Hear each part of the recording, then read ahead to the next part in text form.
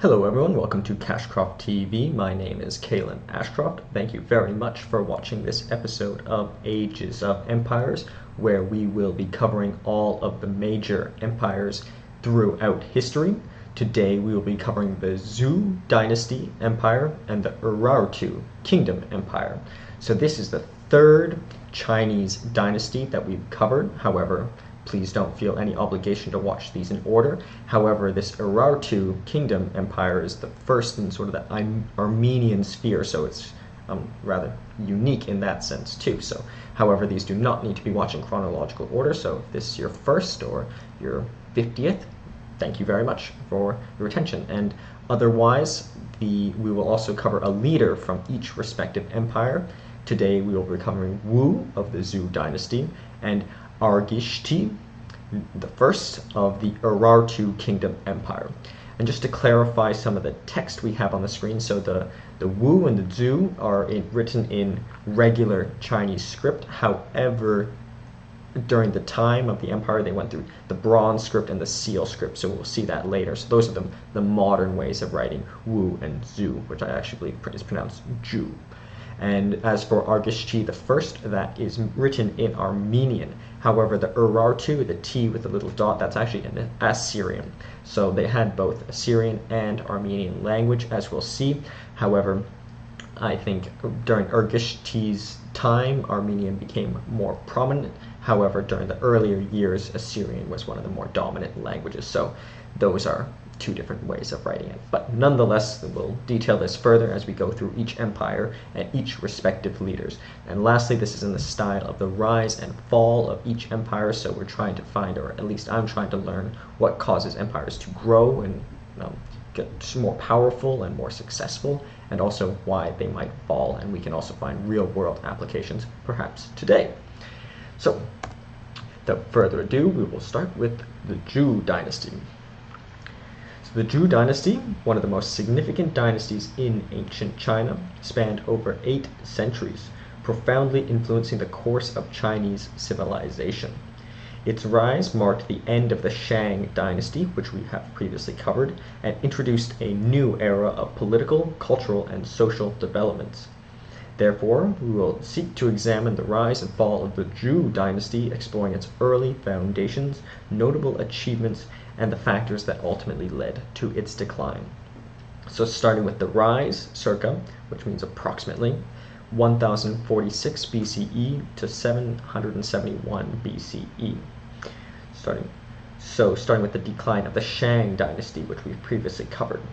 So the waning years of the Shang Dynasty were marked by internal strife, corruption, and external threats, as we have previously covered, and I hope you endeavor to check out if you have not already done so. King Zhou, the last ruler of the Shang, was infamous for his tyranny and indulgence, leading to widespread discontent among the nobility and common people.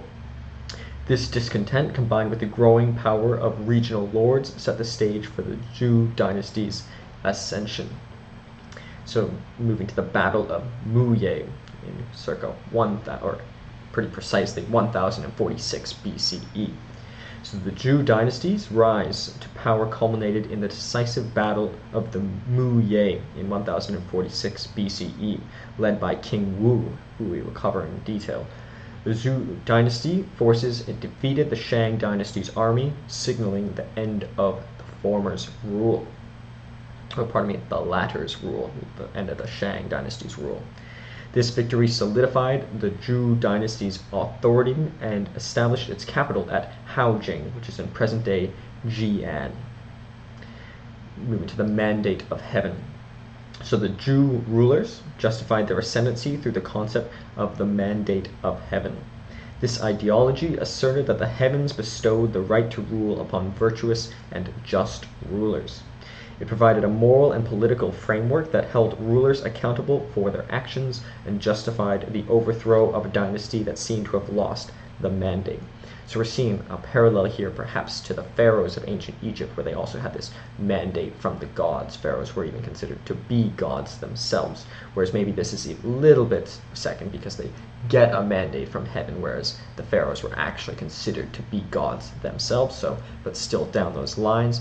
However, it solidified their authority over the Shangs previously. As for the Western Zhou period, which will contrast that later Eastern Zhou period, circa same period, 1046 BCE to 771 BCE. So starting with its political structure, the early Zhou dynasty adopted a feudal system characterized by a decentralized government. This territory was divided among regional lords known as Zhuhao, or dukes. These dukes were granted land and authority in exchange for the allegiance and military support of the Zhou king.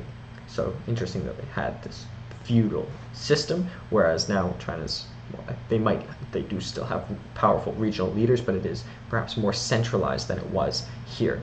I also think, as we'll cover later, in Japan they had samurai who were sort of local dukes as well.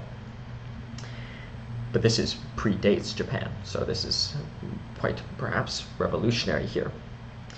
As for cultural achievements, starting with the Book of Documents, also known as Shu Jing, one of the seminal texts of the Western Zhou period was the Book of Documents, a compilation of speeches, decrees, and historical accounts that served as the foundation for political philosophy and governance. So a very valuable or important piece of textual history that we have regarding ancient China, and one of the oldest pieces of writing we have generally here in terms of its length. As for rituals and ceremonies, rituals played a central role in Zhou culture. The rites of Zhou outline elaborate ceremonies and etiquette, reflecting the emphasis on proper conduct and social order. So this is very early in history, but there's difference between the mere belief in God, but also the setting of rituals, which is something that's quite prominent I've observed in the Old Testament, is that not only must one fear God, but one must also follow specific rites and rituals, and this is something that is perhaps well before established. As for challenges and decline, despite its early successes, the Western Zhou dynasty faced challenges from regional lords who grew increasingly powerful and assertive. So perhaps having these dukes was maybe effective at first in terms of creating strength, but maybe these dukes started to rebel, as we started to see. This internal fragmentation weakened the central authority, leading to a decline in the dynasty's stability. So maybe they should have been more centralized. Moving to the Eastern Zhou period, so after that decline, so the West sort of declines, but the East maintains itself. Interesting, maybe analogous to, well, not analogous, but I see parallels to the Roman Empire. The West collapsed and the Eastern Roman Empire lasted longer. So the Spring and Autumn period, it's called, from circa 770 BCE to circa 476 BCE, starting with political fragmentation. So the Spring and Autumn period was characterized by further decentralization of power. So didn't seem to work in the Western Empire, which Western Empire also included much of the East as well, but it's often called the Western to contrast it to the later Eastern Empire. And the authority of Zhou kings eroded, and the regional lords gained greater autonomy, effectively establishing their own states. So essentially a collapse of the centralized authority. But there were many notable philosophers during this Eastern period, such as Confucius, or Confuzi, who I've actually previously covered in a biography and the background of his work, which I hope you endeavor to check out. That was an episode I made quite a long time ago, so it would be cool to see what you might think of it. Laozi, who we've also covered, and Mozi, who I have not covered, emerged during this time, contributing to the development of Confucianism, Taoism, and legalism, respectively. So these are three very, very important philosophies. Particularly legalism is still very much applied, but many people are still fascinated and do still follow Confucianism and Taoism. And legalism is, as a student of law myself, it's ever present still today, and then it became particularly prominent in other states such as the Roman Empire. Their philosophies would shape Chinese thought and for centuries to come, and I would add the global thought. As for the Warring States period, circa 475 BCE to 221 BCE, with intensification of conflict. So the Warring State period saw escalating warfare and diplomatic maneuvering among the various states in this collapsed empire. This period of strife and competition ultimately led to the consolidation of power by the state of Qin, who we will cover later. Therefore, the fall of the Zhou dynasty. In 256 BCE, the last Zhou king, King Nan, who had less power than they did during the Western time, but still a king of the Zhou dynasty, was captured and executed by the state of Qin, who we will discuss in that episode, marking the formal end of the Zhou dynasty. The Zhou dynasty, though it had effectively lost its political authority, continued to exist symbolically for several centuries more. Thus, the Zhou dynasty, and pardon me for saying Zhou and Zhou, I'm pretty sure it's Zhou, but I think for those who aren't familiar, Zhou might help to understand it or to follow, but nonetheless, I'm using them interchangeably, so I apologize, but I'm not sure which one would be better to use. Maybe I'll try to use Zhou more often. But the Zhou dynasty's rise and fall represent a pivotal era in Chinese history. Its contributions to philosophy, governance, and culture continue to influence China and the world today. The dynasty's eventual decline, marked by internal strife and external pressures, paved the way for the emergence of a unified China under the Qin dynasty. The legacy of the Zhou dynasty, endures as a testament to its enduring impact on Chinese civilization. So something that's perhaps maybe the current or even more modern leaders of China have realized, that decentralization in such a large state may not be too effective. So that is, and so unlike many others, empires that we've covered, it wasn't really external threats. It was mostly internal threats. So it may differ from many of our, particularly our Mesopotamian empires.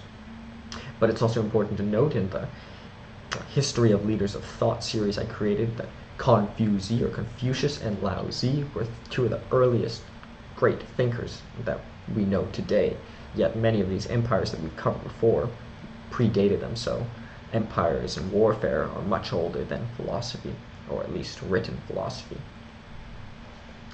So, moving to a more detailed biography of Wu of Zhou, architect of a dynasty. So, it's unknown when he was born, but his reign was actually quite short, from 1046 BCE to 1043 BCE, as we shall see.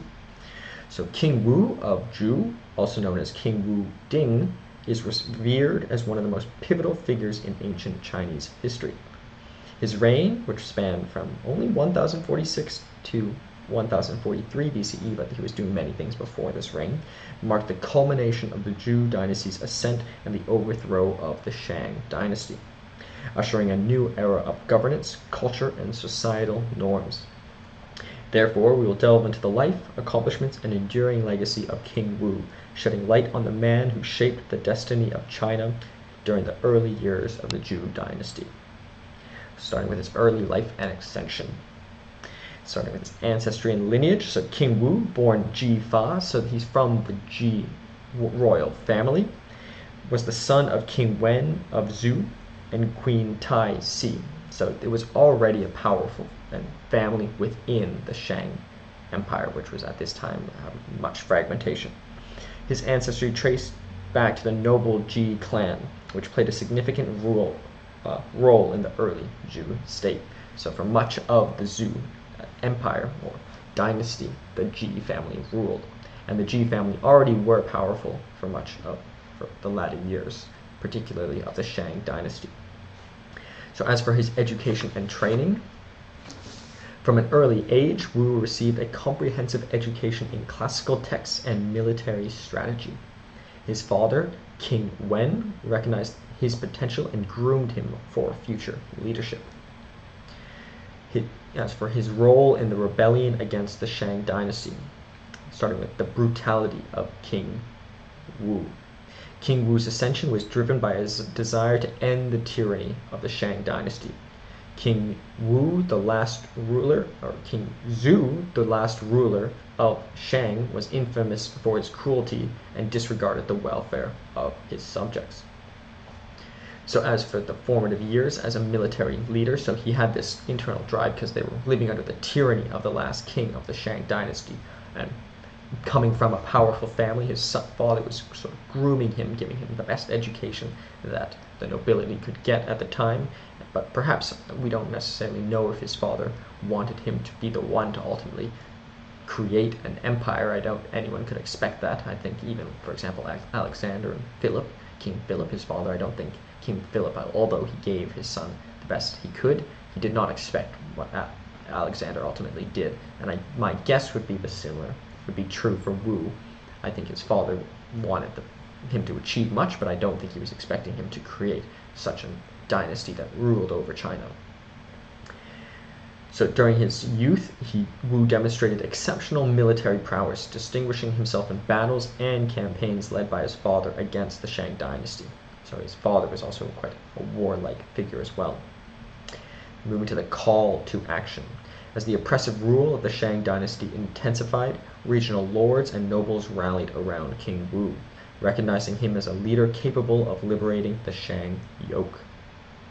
Moving to the Battle of Muye, which we briefly covered, in 1046 BCE, the gathering of allied forces. King Wu's charismatic leadership and strategic acumen attracted a coalition of regional lords, forming a formidable force united in their quest to overthrow the Shang dynasty.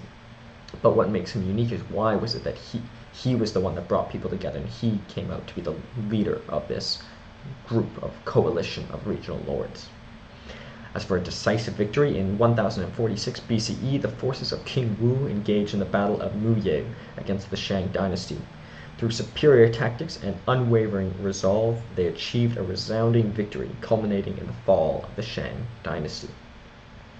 As for the establishment of the Zhou dynasty, following the triumph at Muye, King Wu ascended to the throne and established the Zhou dynasty, inaugurating a new era in Chinese history.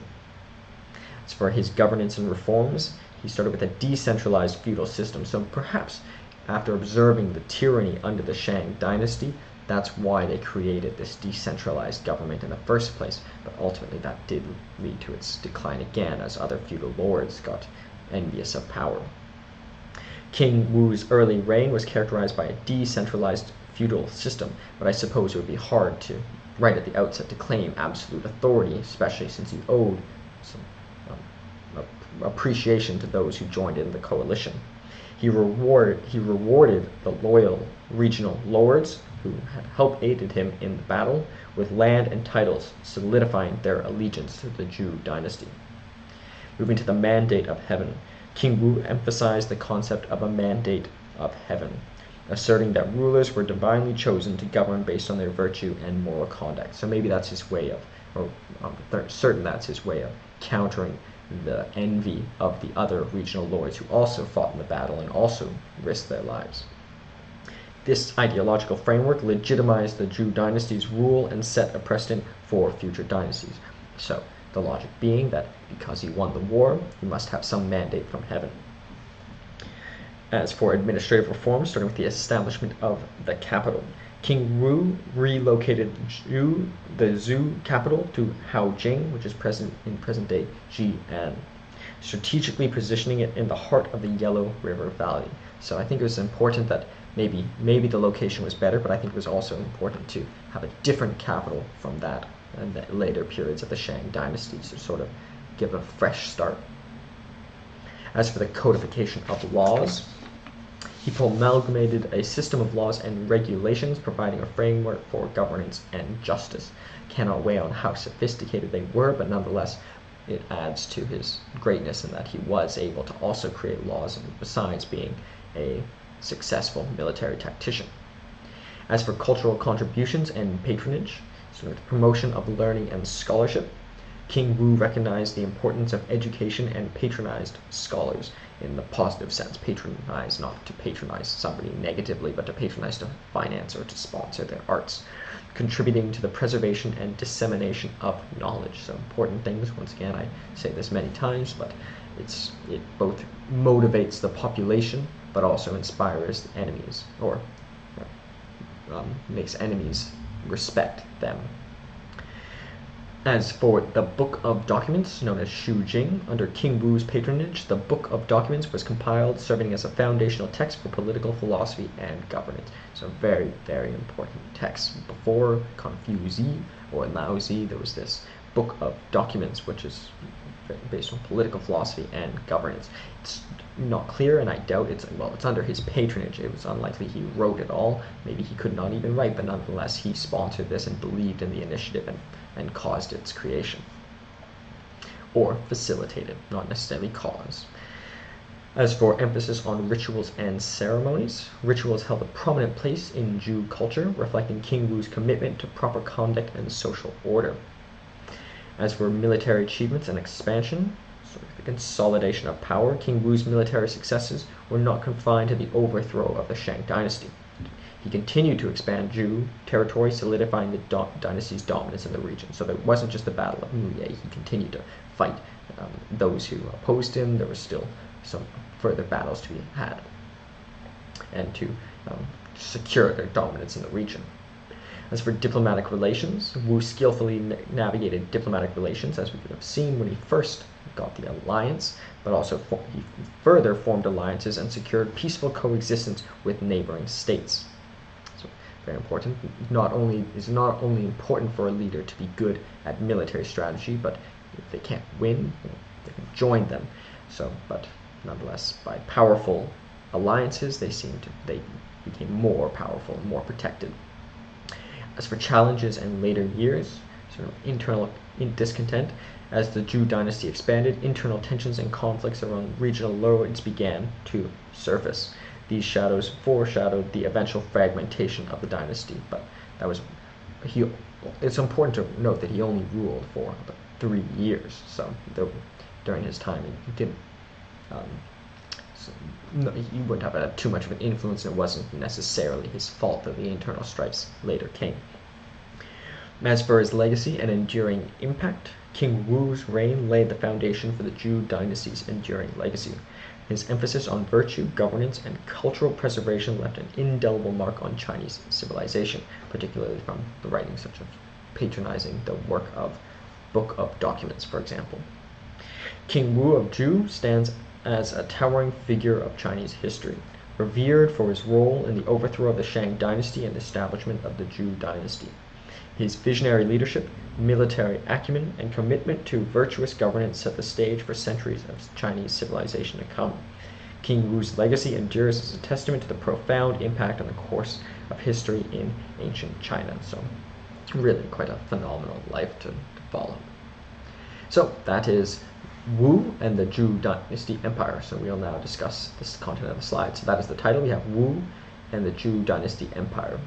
In the top left, we have an image of Wu. It's interesting that a lot of these images, these were not created during their lifetimes, but they're depictions, but most of them they're facing close towards the artist. But this one, he's looking away, so I guess maybe it's hard to tell. Maybe he looks like he's got certainly something on his mind, and I wonder what the idea of the artist might have been. The title we have is the longest dynastic regime in Chinese history, so that's quite an achievement. In terms of the characters we have here, we have the Zhou Dynasty Empire written firstly in bronze script in the top, and then below that in seal script, and then in the bottom in regular modern script. To the right of that, we have a glass made of crystal, so it doesn't look very different from the glasses we have today, and this is over 3,000 years ago. To the right, we have a pan which has inscriptions on it, so very, I guess, quite a bit of pride. I don't think it's a recipe. I think it's maybe it was for ceremonial purposes, or maybe it's just really great craftsmanship that they put the time into writing on it. Below that, we have an image made, perhaps it looks like a tapestry, perhaps it's hard to see, but clearly they have an umbrella and it looks quite peaceful. To the right, we have another tapestry, and it looks like, I believe those are maybe, I don't think they're serpents or dragons, I don't think they're living, but I think it's some sort of plant. Above that, we have that is more likely some animal. As we can see, I think I see a bear, I think I see a wolf on a piece of metal or craftsmanship. Below that, to the right, we have a sword hilt, gold, which is really quite beautiful and elaborate.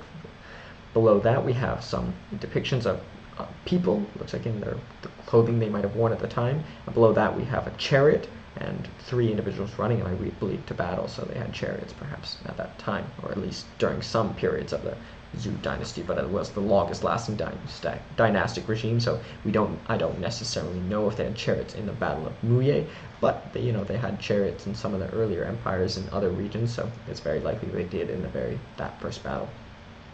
Below that we have just a screenshot of, it was preceded by the Shang dynasty and the pre-dynastic Zhou. So the Zhou did exist. For example, the Wu and the Ji family were there in the Shang dynasty, but they were more sort of feudal lords at the time. And succeeded by the state of Qin, which we will cover in a following episode. Not necessarily directly following, but eventually. To the right we have two tigers. They're supposedly tigers. To me they look more like pigs, but I think they are tigers, which were revered there. And above that we have brass musical instruments, which are very fascinating. So it's important to note that yes, they had battles, but they did really much have an appreciation for the arts and the music.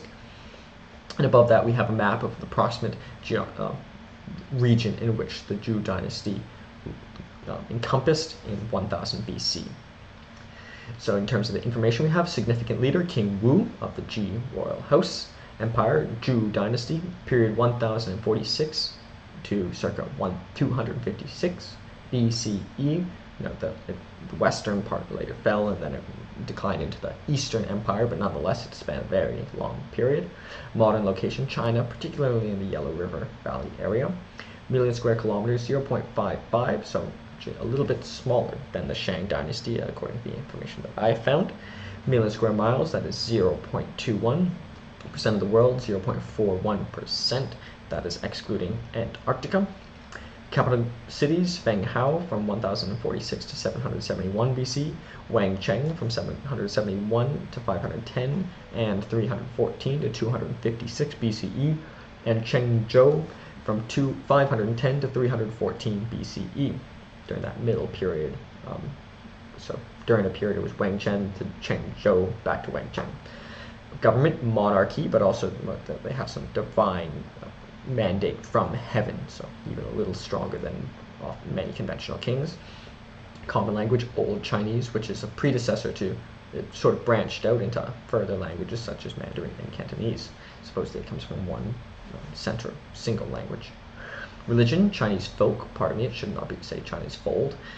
Ancestor worship, which is sort of deifying one's parents and grandparents, and heaven worship, which the mandate from heaven goes to the royal family particularly. Population, it's up to 38 million in 230 BCE, so the population kept climbing, and I believe that's the largest population we've covered so far in an empire, but that was during the Eastern period. Its currency was predominantly spade coins and knife coins, so the currency did change from the Shang dynasty where they used shells, or metal shells. So that is Wu and the Zhou dynasty empire, and we'll discuss Wu a little bit more in the comparison in the style of Plutarch's Lives. But first we shall go through Argishti and the Urartu Kingdom Empire, starting with the empire itself. So the Urartu Empire, also known as the Kingdom of Urartu, was a formidable civilization that emerged in the highlands of the Armenian Peninsula.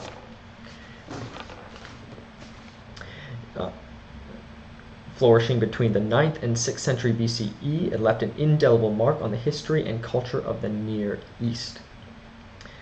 This, therefore, will seek to provide a comprehensive account of the rise and fall of the Urartu Empire, developing into its origins, expansions, cultural achievement, and eventual decline. I have one piece of extra note eventually that I'll bring up on my phone, but we will continue. I'll try not to jump around too much. So starting with the origins and early development, circa 860 BCE to 800 BCE. Starting with the emergence in the highlands. Starting with geographical context. So the Urartian civilization emerged in the rugged terrain of the Armenian highlands, encompassing parts of present-day Turkey, Iran, Armenia, and Azerbaijan. Starting with the Proto-Urartian period, the early stages of Urartu's development are characterized by a presence of small, independent city-states and tribal groups. So there were clearly people here before 860 BCE, but they were not formally could not be considered an empire. As for then the Urartian kingdom starts to take shape, starting with the rise of the kingdom of Urartu. So around 860 BCE, under the leadership of Arame, the first known Urartian leader, the kingdom began to consolidate its power and expand its territory. So some information on Arame, which I just went to grab. So he ruled from 858 to 844 BCE and was the first known king of Urartu.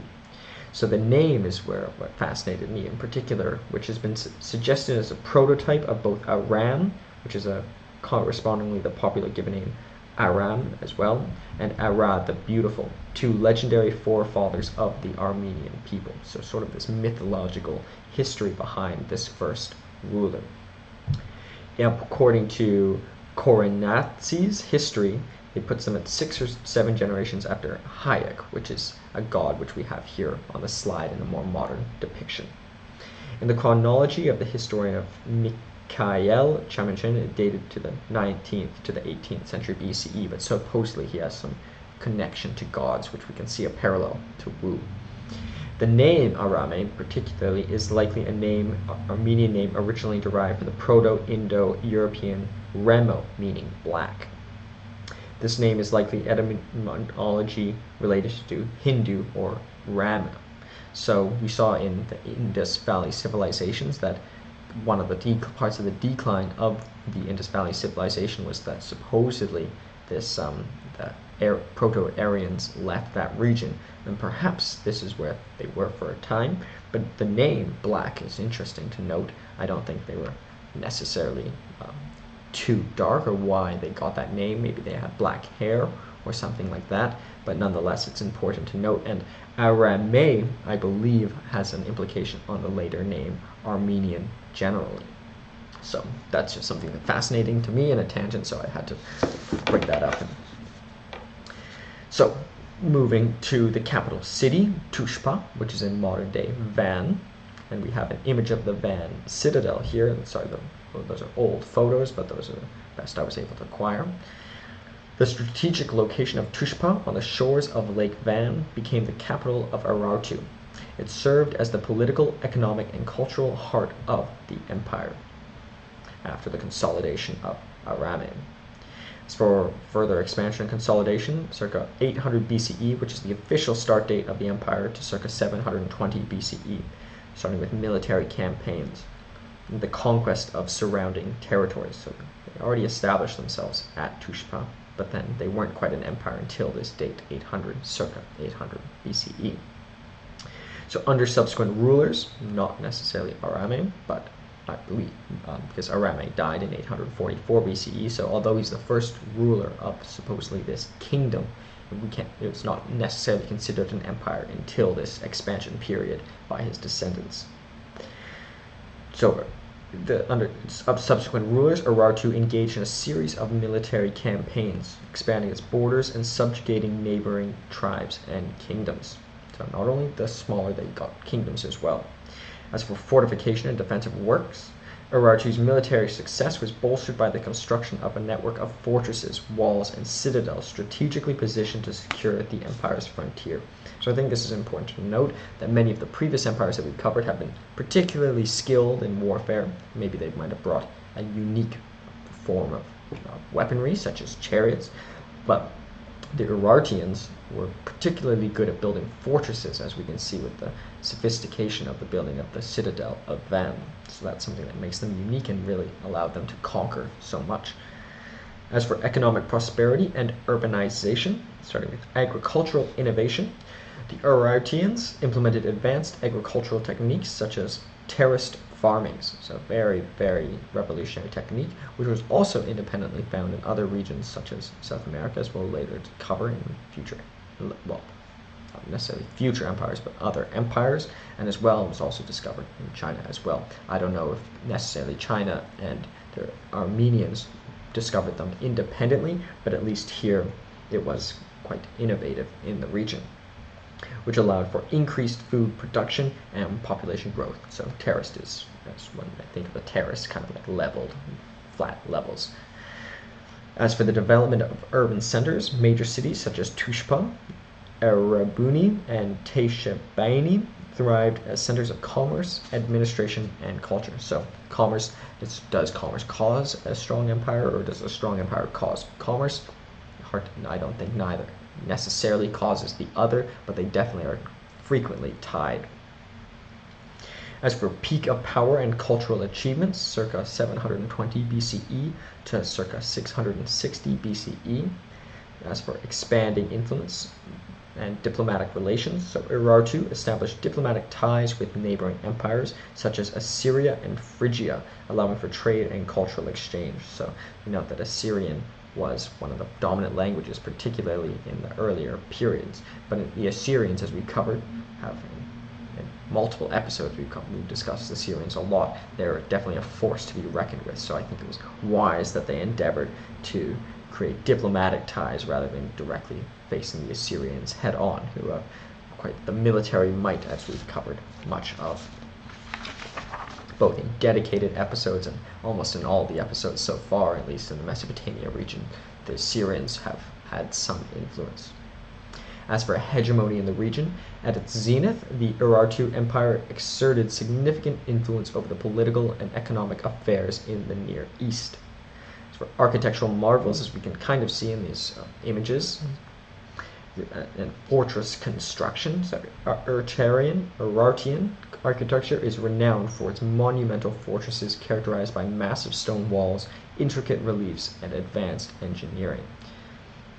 As for temples and palaces, prominent temples and palaces dedicated to gods like Haldi, who supposedly Arame is related to by quite many generations, however, Tesheba and Shivini showcased Urartu's religious devotion and architectural prowess. But moving to decline and internal pressures, circa 660 BCE to 590 BCE, starting with the Assyrian threat and military defeat. So despite the diplomacy, the Assyrians could not be fully kept out. So the conflict with Assyria, so the expansionist policies of the Assyrian Empire led to direct confrontations with Urartu, resulting in territorial losses and heightened tensions. So if you expected it would be the Assyrians, that would ultimately be the ones you guessed right. As for environmental challenges too, such as natural disasters, the region's susceptibility to earthquakes and other natural disasters strained Urartu's infrastructure and resources. So particularly because they were dependent on fortress building, these earthquakes certainly did not help them, and even their advanced terraces wouldn't do too well after earthquakes. So unfortunate internal pressures as well, or natural pressures rather. As for the fall of Urartu Empire, circa 590 BCE. So the final confrontation with Assyria. So in 590 BCE, the Assyrian king Tiglath-Pileser II, we covered Tiglath-Pileser I, launched a devastating campaign against Urartu, ultimately leading to the capture of Tushpa. Moving to disintegration and legacy. Following the fall of Tushpa, Urartu fragmented into smaller independent states, marking the end of the Urartu Empire and a unified entity. Thus, the Urartu Empire, with its formidable military, architectural achievements, and cultural contribution, played a significant role in the ancient Near East. Its rise, expansion, and eventual decline offer valuable insights into the complexities of ancient empires and the challenges they face. While the Urartu Empire may have faded into history, its legacy endures through the remnants of its architectural marvels, providing a window into the rich tapestry of ancient civilizations. So this is also a region I've unfortunately not been able to visit, and I would really love to do so eventually. So I really do admire those such as Graham Hancock, who really get to go and see all these ancient sites, even more ancient perhaps, and yeah, Indiana Jones and such, who's a fictional character, but the life is really quite fascinating and exciting to me. So moving to Argishti the First, a prominent and perhaps the most important leader, or at least one that we can find the most information. Thought about covering Arame, but there's just not too much information on his life, and perhaps he even came before it was really a powerful empire. So Argishti the First of Urartu. architect of an ancient empire. His reign was technically from 786 BCE to 764 BCE, so 22 years. However, his birth was before that, as we shall see. But we don't know the specific date he was born. So Argishti the First, also known as Argishti Armaean, which Armay might come from the root word meaning black, from ancient, perhaps Hindi even, or more likely Sanskrit, stands as a paramount figure in the annals of Urartian civilization.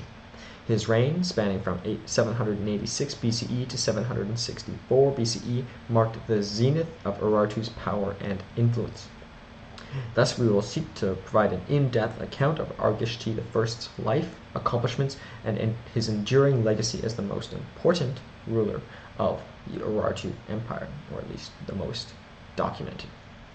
As for his early life and ascension, from 803 BCE to 786 BCE.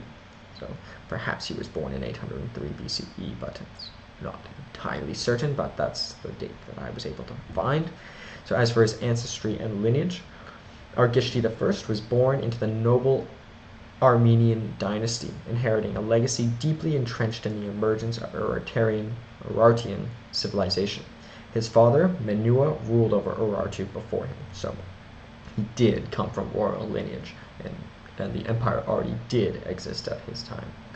As for his youth and education, Argishti I's formative years were characterized by rigorous training in matters of statecraft, military strategy, and governance, under the tutelage of his father and esteemed advisors. So his father certainly gave him significant and sufficient attention.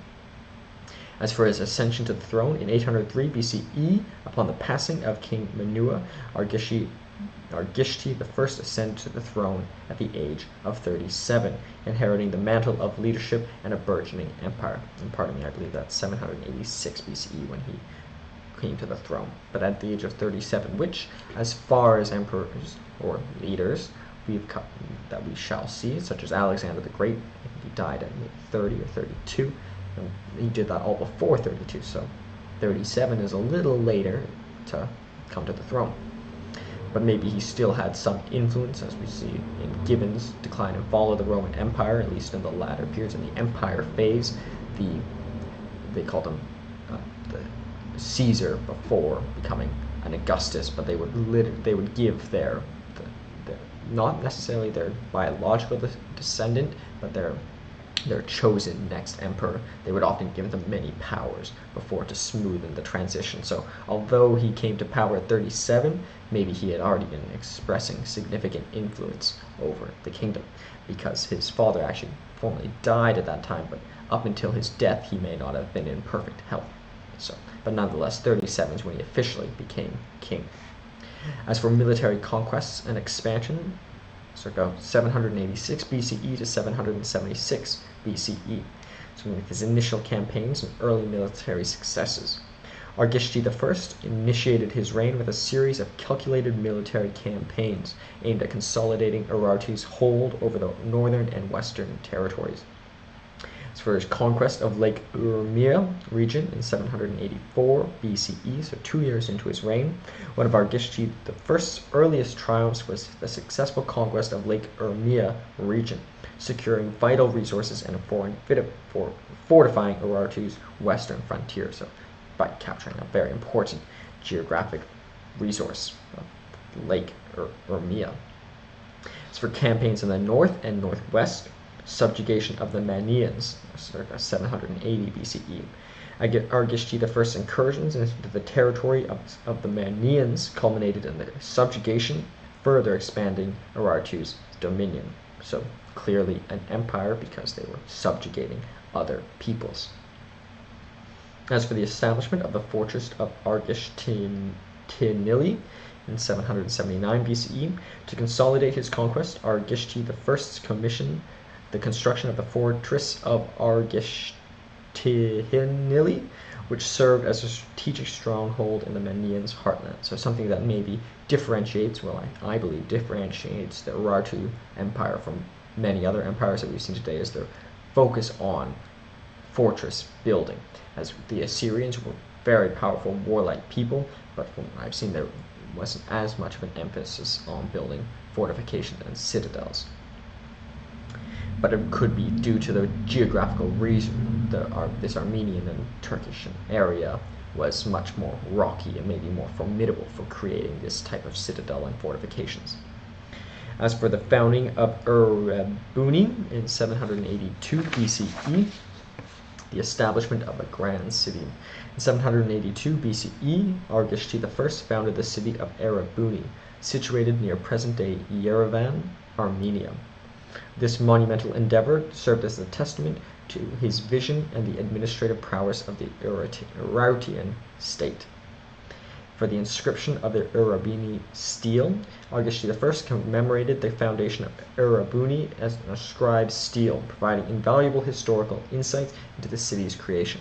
I was going to put an image of this. It's basically a big steel plate. It's got writings and it documents his military successes, and this is why perhaps it's certainly there's more information about Արգիշտի, because he was dedicated his time to creating relics in writing of his achievements.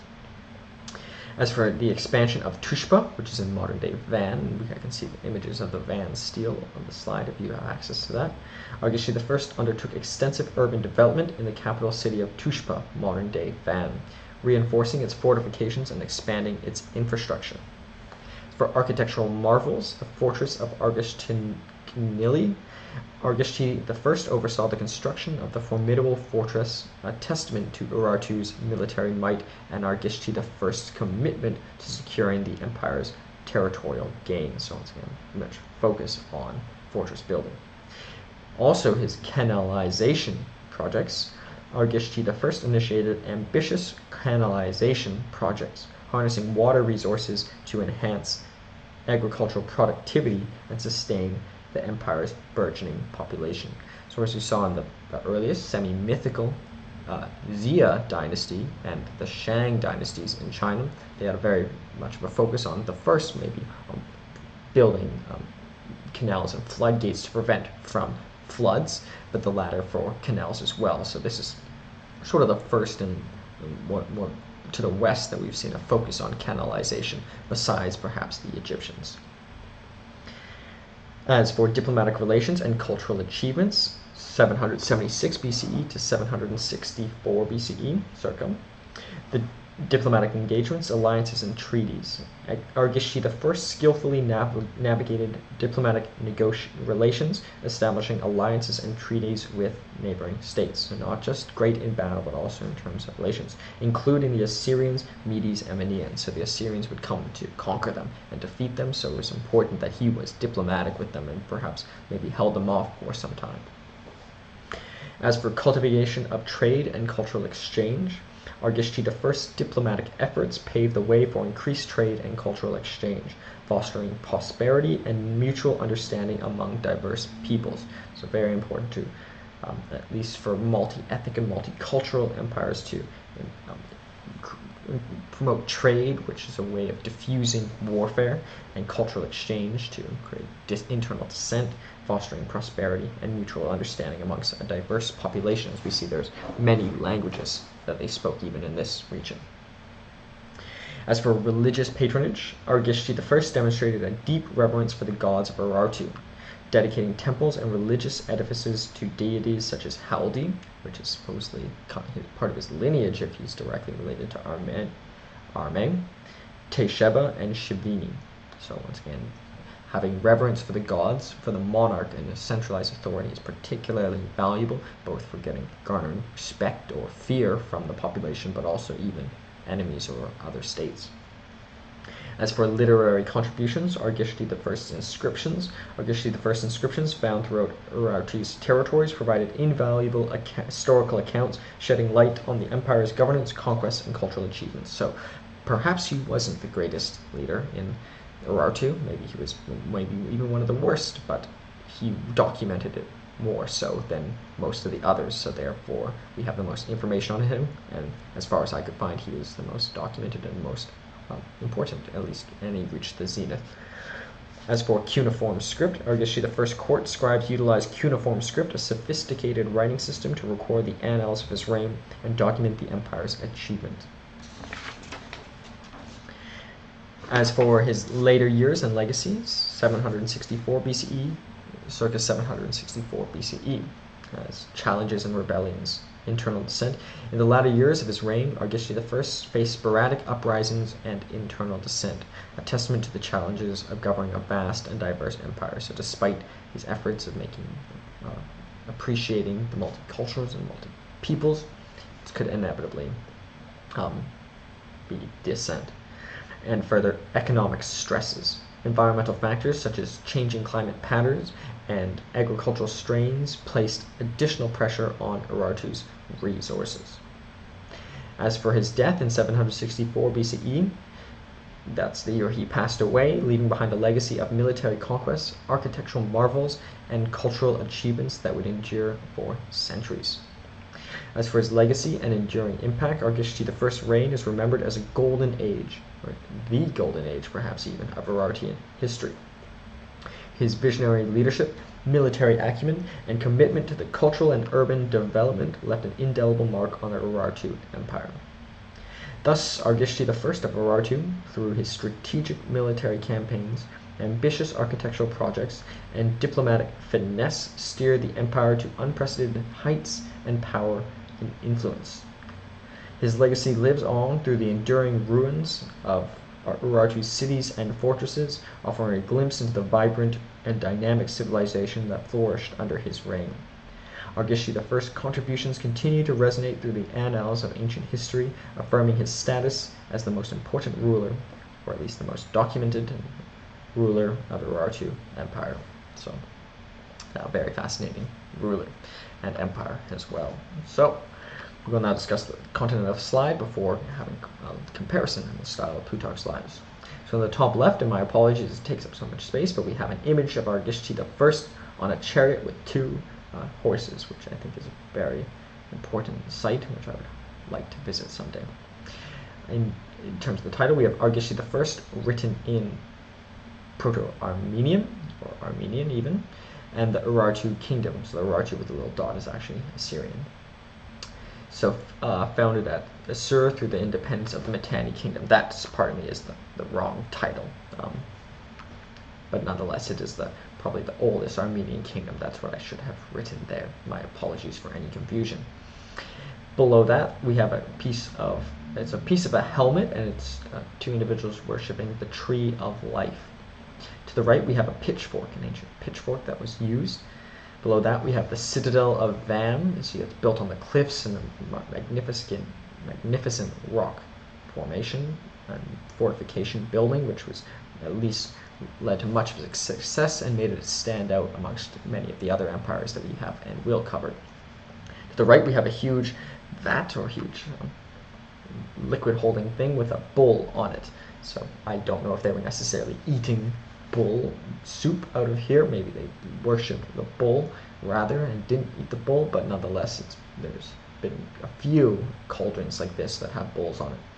Below that, we have Haldi, the god, but this is actually an image created in a later time. To the right, we have a closer up image of the citadel of Van. And above that, we have Urartu at its greatest extent during King Sarduri II in 743 BCE, so slightly after the Argishti I. So we can see the great extent of its region. So, in terms of this information, we have significant leader, Argishti I, Empire, Urartu Kingdom, period, circa 800 to circa 590 BCE. Modern location, the Armenian highlands, but expanded into many other regions as well, such as modern-day Turkey, even parts of Syria, etc. Million square kilometers, 0.2 million square miles, 0.08% of the world, 0.15. So not massive, but it was a very warlike region to be. Capitals, Sugenia, Azarashkun, and Tushpa after 832 BCE. So Tushpa was the capital for almost the entire empire history. Well, in the entire empire history as we recorded.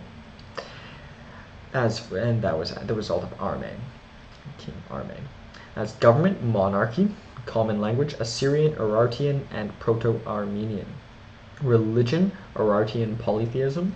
Population, several hundreds of thousands to, so pardon me for the spelling of thousands, to a few million. So big range, but perhaps hit both ends of the spectrum at some point. Several is ambiguous. It could be between 300 to 700, but we can have between 300 to a few million as well. So big range, but it definitely varied over its extent. So, and it's hard to tell how much, especially considering a lot of there's been earthquakes that have affected many of the sites, so it's hard to depict exactly what sort of resources, which is the common way of calculating what a population might have been. It was hard to calculate what resources they had, especially considering climate has changed since 800 BCE. So that is the Urartu Empire and Argishti I, and now we will have a comparison between these two great leaders in the style of Plutarch's parallel lives. So these are, I would say, quite different leaders, but we can learn a little bit about their commonalities, and maybe by combining both of their best features, one can learn how to live better or act better themselves. So King Wu of the Zhou Dynasty and Argishti I of the Urartu Empire. King Wu of the Zhou Dynasty and Argishti I of the Urartu Empire were two eminent rulers who shaped the course of ancient Chinese and ancient Near Eastern history, respectively. Despite ruling in different regions and time periods, both leaders exhibited remarkable military prowess, visionary governance, and contributions to cultural and architectural legacy in their respective empires. Therefore, we will seek to delve into the key similarities and differences between King Wu and Argishti I, highlighting their enduring legacy on their respective civilizations. So starting with their rises to power with King Wu of the Zhou Dynasty, 1046 to 1043 BCE. But that's the time he reigned, but nonetheless, his rise to power was the build-up towards that. So as for his background and ancestry, he was born to the noble Ji clan, and King Wu hailed from a lineage with history of opposition to the tyrannical Shang dynasty. So his father had even opposed the Shang dynasty, which we have previously covered. Hope you endeavor or have checked out. Endeavor to. Therefore, his role in the rebellion against the Shang, King Wu emerged as a charismatic leader who played a pivotal role in rallying regional lords against the despotic rule of the Shang dynasty. As for Argishti I of the Urartu Empire, his background and legacy, circa 786 BCE to circa 764 BCE, that's when he actually reigned, but once again, his early life comes before that. So his origins and lineage, Argishti I ascended to power as the son of King Menua, inheriting the legacy of the Armenian dynasty within the Urartu Empire.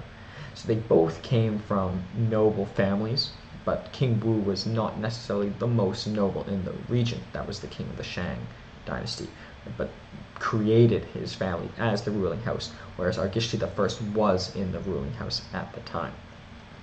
As for their early military campaigns, Argishti I also demonstrated his military acumen through strategic conquests that expanded Urartu's territorial reach. So Wu was even supporting his father in some battles, and Argishti I was also supporting his father in battles as well.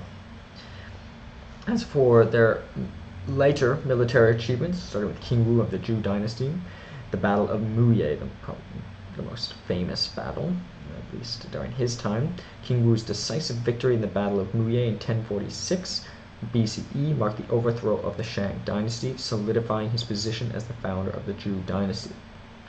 As for his territorial expansions following, King Wu's military campaigns not only secured the Zhou dynasty's dominance, but also laid the foundation for a unified China.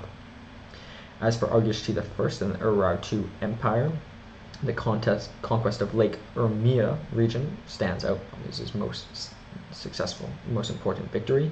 Argishti I's early military successes included the conquest of Lake Urmia region, expanding Urartu's western frontiers and gaining a valuable resource, and his subjugation of neighboring territories as well. Argishti I's campaigns led to the subjugation of neighboring tribes and the consolidation of Urartu's territorial holdings. So they weren't both one-trick ponies. They didn't both only win one battle.